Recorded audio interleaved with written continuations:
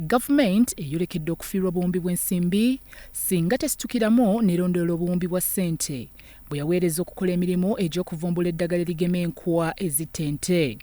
Mu mwaka gw'ebyensimbi 2018-2019, omukulembeze w'eggwanga Yoweri Kaguta Museveni yalagira bannassaayansi ku Yunivasite e Makerere okunoonyereza era bakola eddagala eriyinza okutta enkwa eziviiriddeko abalunzi okufiirwa ente zaabwe, era n'alagira gavumenti okuwa bannassaayansi obuwumbi 25.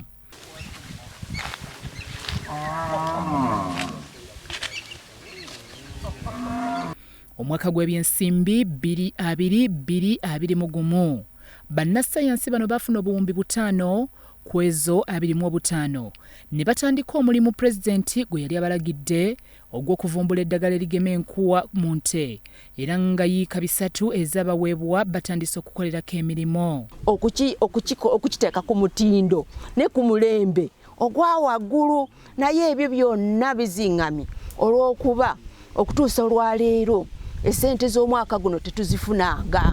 Tutuuseko ku faamu ya gavumenti eno eyaweebwa bannassaayansi okukozesebwa okuvumbula eddagala.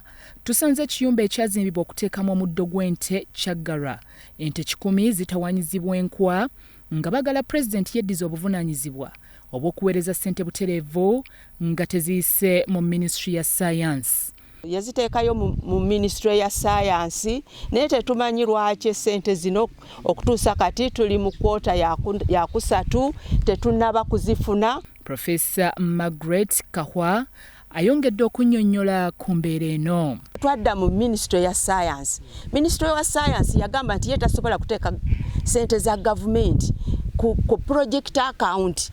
Bano era banookoddeyo endwadde ezireetebwa enkwa mu nte. Ne balabula nti singa gavumenti tesitukiramu kulagira minisitule ya ssaayansi kufulumya ssente, ente zandisaanawo mu ggwanga kubanga enkwa z'ebiseera bino nkambwe nga ziralula ente. Musaayi, obulwadde buno nabwo buttira ddala ente, ne wabeerawo n'obulwadde obulala ente ebeera ng'eggudde eddalu, eno yo efiirawo. Kale obulwadde buno bwa bulabe nnyo, ate mu Uganda bwonna tubulina.